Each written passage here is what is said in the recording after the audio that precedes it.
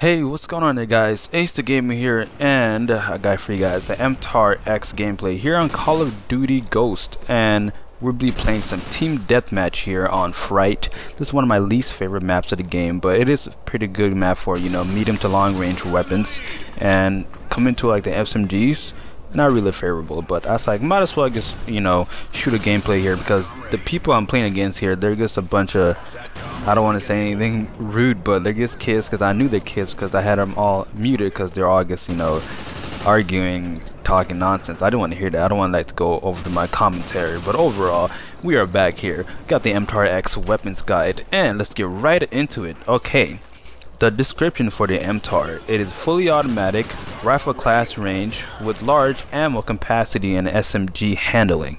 The MTARs holds approximately 30 rounds per magazines, and it has the max magazines of 228 once you have scavenger,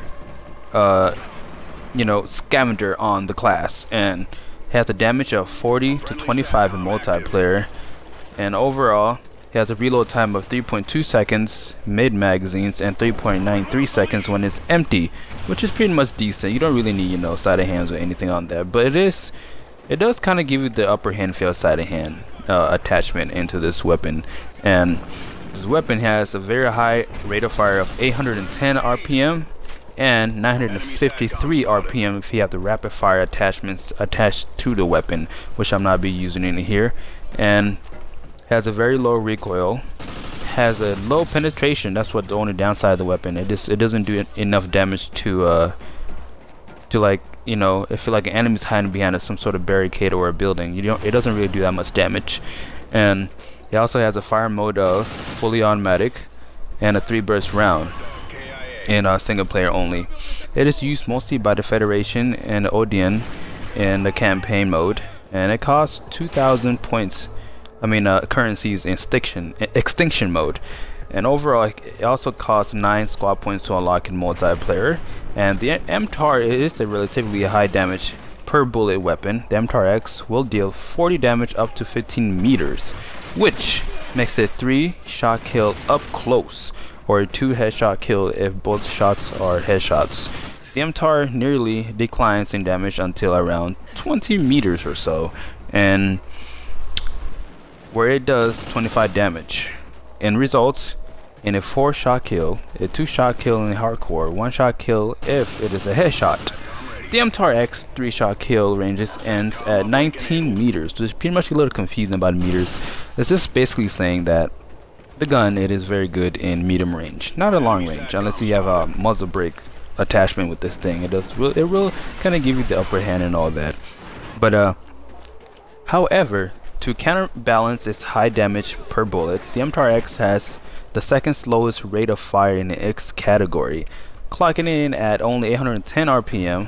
While this isn't bad by any means, many other submachine guns have higher rates of fire, and weapons such as the CBJ-MS and the Bison can easily gun down an MTAR-X user up close. This is pretty much a truth. It is a truth, because I use the CBJ up close with this one enemy here, and I've just completely annihilated him because he was using the MTAR-X, and I had the upper hand with the CBJ, high rate of fire. I end up, you know, taking him out really quick at a close range, but in long range, the MTAR-X is better than the CBJ in my opinion. And overall, the gun, it is pretty accurate. I mean, like, it gets the job done in medium range, like I said that again. And the iron size of the weapon is not the best, but you kind of, you know, it'll take like a few games to get used to it, because it's not that bad, because the gun does sway a little bit from left to right, so it kind of gives the upper hand. You know, you can see around the map, like, you would just focus more into the little circle thing right here on the iron sights there. Like, you get used to it. It's not as bad than the first time. And this gun is favorable by all the, you know, the pro gamers back in the days when Call of Duty Ghosts used to be alive, and it is highly favored by them. And I do kind of understand that the gun, it does work like a submachine gun slash AR in a way, and all that cool stuff.